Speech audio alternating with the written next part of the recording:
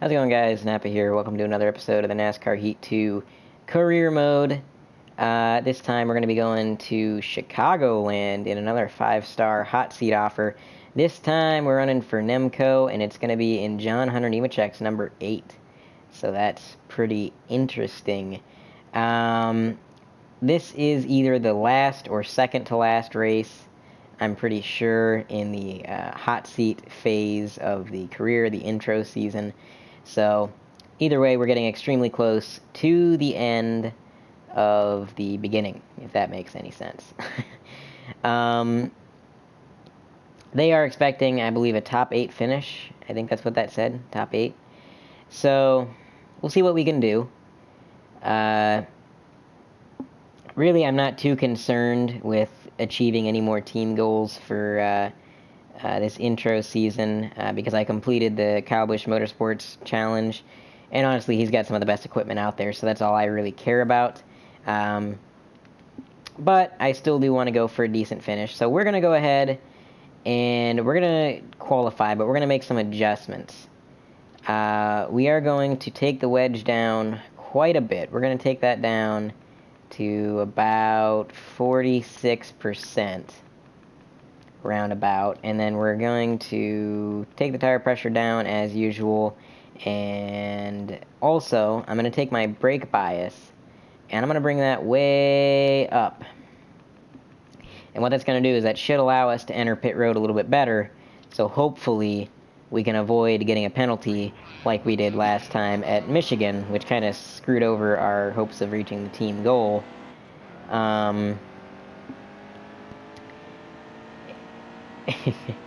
We came pretty close to getting that team goal, but entering pit road is not really my strong suit. It is kind of difficult to do in the heat games. So we'll just see.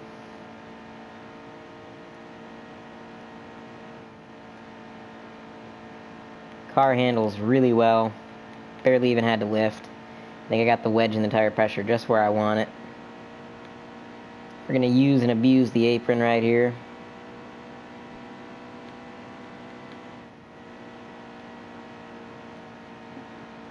The truck just handles phenomenally. This is, I can just bring it right down to the bottom, ride the apex.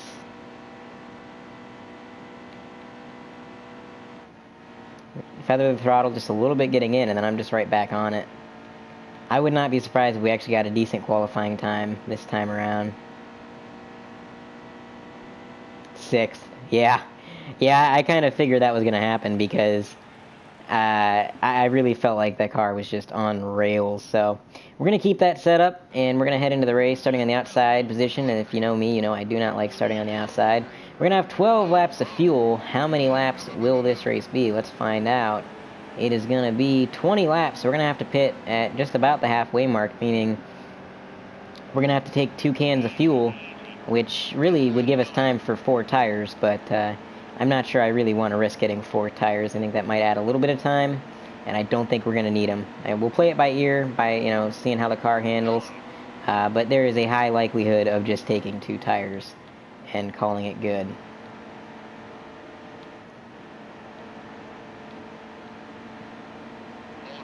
It's looking like this pit road may be a little bit more forgiving to enter than what we had at Michigan.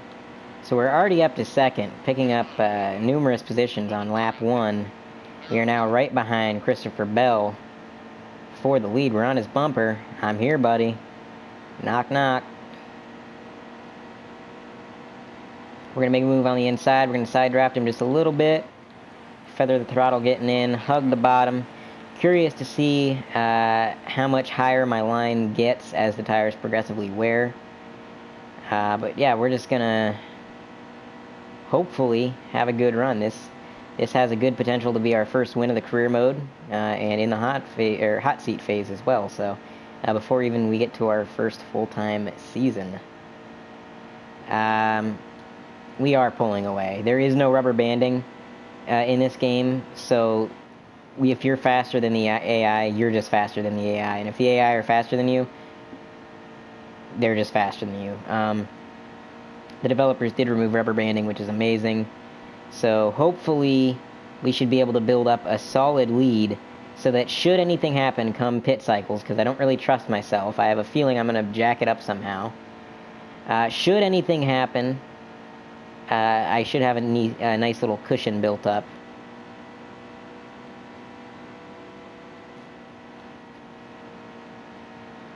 But for now, if I pull up the timing and scoring, you can see we're just gone and away. 2-second lead, 2.1. I mean, it's just an ever-growing gap here. Hugging the bottom once again, you can see gaining several tenths just through one corner alone to Matt Crafton in second, whose car we drove at Michigan.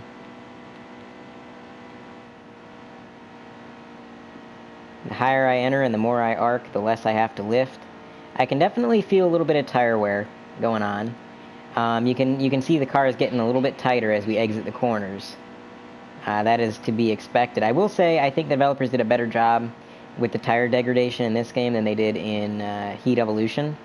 In Heat Evolution, the tires did affect your handling and it did affect your lap times, but it was very, very minuscule. Whereas in this game, I've done some longer races in the quick race mode, in Cup and Xfinity and Truck, and I have definitely noticed that the longer I stay on a set of tires, the worse and worse the car handles, to the point where it's really, really bad.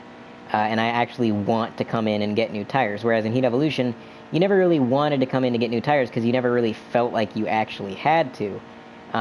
Like, yeah, your car was a little bit worse, but it was just something you could put up with. Whereas in this game, eventually, it's going to get bad enough that, yeah, you're going to be coming in for new tires. There's no reason that you wouldn't. So, very uneventful so far. I'd say this is probably the least eventful race of the career so far. Lap 8 of 20. Pit cycle's coming up in about 3 or 4 laps. We have about a 4.7 second lead over Austin Cindric, who's overtaken Matt Crafton. But yeah, we got about 4 laps of fuel left. I'm just hoping, I'm going to start kind of eyeing up the pit lane as we come by this time to try and figure out how I'm going to go about entering pit road. I know a lot of NASCAR YouTubers that play these games, they do like practice races, and they'll go into like an alternate account, or they'll go to a quick race and they'll practice, and that's perfectly fine. But I'm just flat out too lazy to do that. Like, this is, especially because this game is brand new, this is my first go. I don't practice entering the pits, I don't practice the track or the lines, I just play it by ear. And honestly, I think that makes it, a little bit more entertaining for you guys to watch. As we now have about a 6-second lead. This truck is just phenomenal. Although you will see, we are having to slow down more and more through the corners. So we're going to go around one more time, and then we're going to bring it in.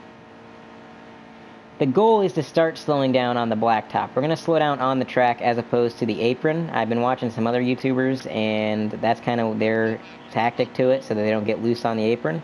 That's what we're going to try to do. I'm going to turn my mirror on, and I'm going to just hope that I don't get ran over by literally everybody else. What's our tires at? So our left tires, I don't feel like they need replaced, but our right sides definitely do. So we're going to take 2 tires, and we're going to take 2 cans of fuel. There's no way we could make it on a can and a half, I don't think. So we're going to start bringing it, slowing it down. I didn't turn my mirror on. Didn't feel like I needed to. Where's the AI going to take over? This is what I mean. This is what I was talking about at Michigan. Sometimes the AI takes way longer to take over your car than others. Like, it differs from track to track. That was really late. That was like when I was already in pit road. So we're going to leave all that alone. We're going to leave the handling and the setup alone. Just taking 2 cans of fuel, 2 tires, no repairs. Leaving the tape and the wedge alone. Couldn't be any happier with the way this truck is handling. Absolutely dominant out there on the track. It's going to be a 13.4 second stop. Once again, probably had time for 4 tires. But not sure why I sat there for an extra 2 seconds after everything was said and done. But We now have more than enough fuel to reach the end. We've fallen back to 15th. Some cars have yet to pit. We'll see where we cycle through. I'm imagining I probably will lose a few spots due to the slow pit road entry, but it's better than getting a 20-second penalty, in my opinion. So we are now back up to speed as we're coming through turns 3 and 4. We're going to see if anybody is on pit road this time around. Looks like we have many takers to pit road, as expected.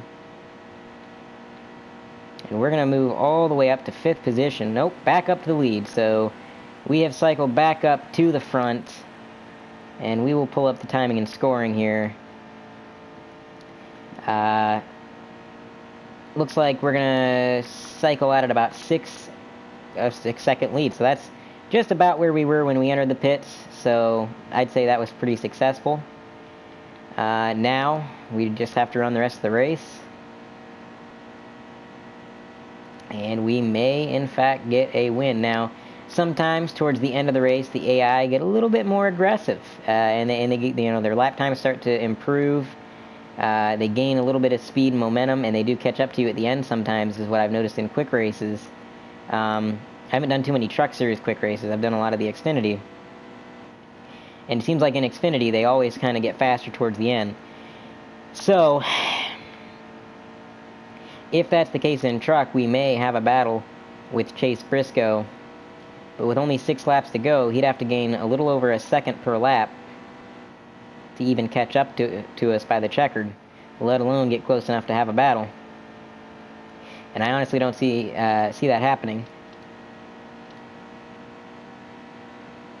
Lead increases to 7.1.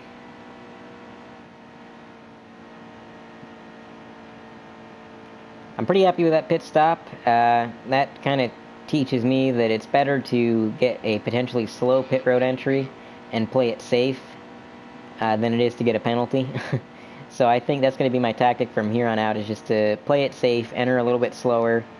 Because even if I lose a few seconds on track, I'm not losing 20 seconds. So we do have some lap traffic up ahead, only about, only about 5.25 laps to catch up to them. So I don't really think they're going to come into play and affect us any. We have a car down pit road. Now, I don't know if that's a car that wrecked out and ended up damaged, or maybe that's a car that's just pitting extremely late. I don't know how anybody could make it to lap 17. No way I could have. Although then again, I wasn't in the draft. I'm just kind of riding around on my own.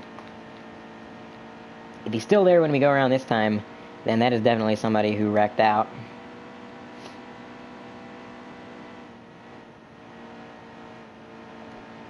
As our lead has been increased to 8.2, I would have to say we have this one locked down. That car is still in the pits, so somebody definitely wrecked out of this race. 3 to go. 3 more times around Chicagoland. So we have caught up to the lappers. It's going to be Ross Chastain, Greenfield, and somebody up ahead, Josh Peck, or something. Why am I... I honestly don't know his first name. I'm just assuming it's Josh. I don't know. What is his first name? Sam? I don't know. I think it's Josh. I could be wrong.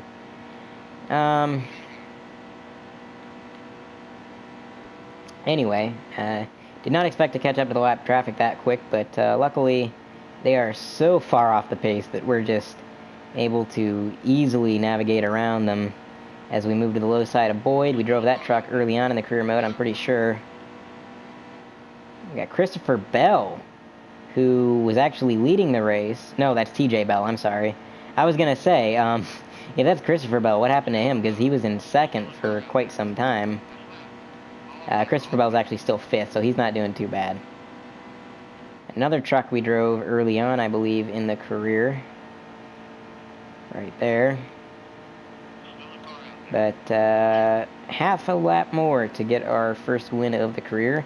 Not a very eventful race. Pretty much just took the lead early on, and this truck was just ridiculously dominant the entire time. So, coming to the checkered, going to grab our first win of the career. It didn't happen in a very dramatic fashion, but I will take it. And we're going to get a speed rating of 105. That's the maximum you can get. And so I'm going to be your winner. Chase Briscoe second. Austin Cindric is going to end up third, although it's scrolling a little bit too fast for me to really tell you anything else. Kind of funny, I'm actually 25th in points when I've only done about 6 or 7 races in the entire season. So for those of you wondering, here is the victory celebration. And I think that's the driver model that I created, I'm pretty sure.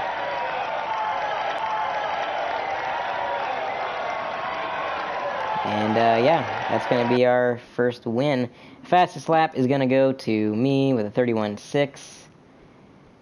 Most laps led goes to me with 17. On the move goes to Cody Coughlin, starting 15th and moving up to 5th.